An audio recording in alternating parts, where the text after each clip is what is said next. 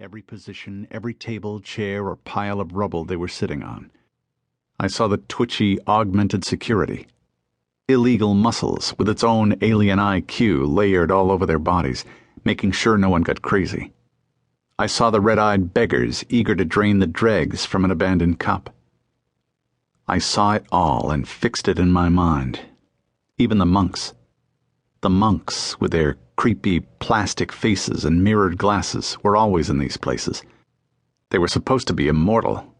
Humans who'd signed up to have their brains placed in advanced cyborg bodies in order to pray for eternity or some such shit. And by the looks of them, they believed it.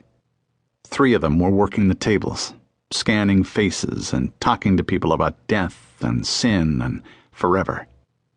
I dismissed them. I'd heard of people messing with the Tin Men and finding out they were dangerous. Vague stories of a guy who knew a guy who'd tried to rob a monk in a dark alley and lost his arm for his trouble, or stories of people going to sleep after a bender and waking up monked against their will the next morning. There was so much bullshit you didn't know what to believe, and I didn't have time to figure it out now. I didn't know whether to believe their spiel about salvation through eternity, either. I figured it was best to just give them a wide berth and hope they never scanned my face. I had the layout fixed in a moment. 13 tables, approximately 300 people crowded into the space. One narrow, inconvenient exit guarded by security. Probably a hidden escape hole for the proprietors, too. The security guys weren't much better than the customers, skill-wise. One-on-one, I wouldn't have much trouble with them, but with a crowd and narrow doorways, there'd be trouble enough. This was why I was still alive. Most people in my line of business, they just blazed away, all muscle and ammo. No research, no patience. They lived and died by their reflexes. Especially if their reflexes were augmented with black market gene splices. Me, I was tired. I was old school. I liked to use my brain a little. I shifted to the left just a tick, brought the cup up and splashed gin into the big guy's eyes, and knew I'd hit the mark from the sudden squeak of surprise.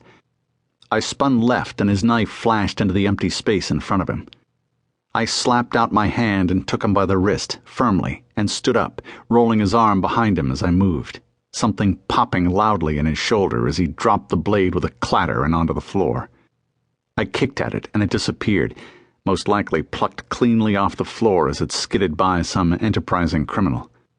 From the look of his expensive clothes, my admirer either was rich, worked for someone rich, or was a system security force officer.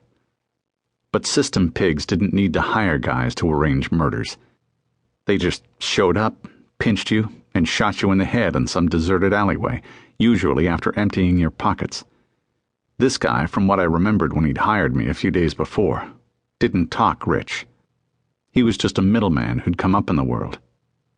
Now I had leverage, and I used it to slam him face first onto the table. No one else sitting around me had moved. I leaned down, smothering him, and chanced to look up. Security was just starting for me. A little slow. Fuckheads. You couldn't find good help these days. I thought, I could kill this bastard 6 times before you made it to me, assholes. Keeping my eyes on security, I put my mouth into his ear. You owe me 15,000 yen, motherfucker. He was having a lot of trouble breathing, with my weight on top of him and his arm nearly broken. You fucked up, he gasped. I twisted his arm a little more and he finally made some real noise, a strangled cry that dissolved into a gurgling moan. What was that?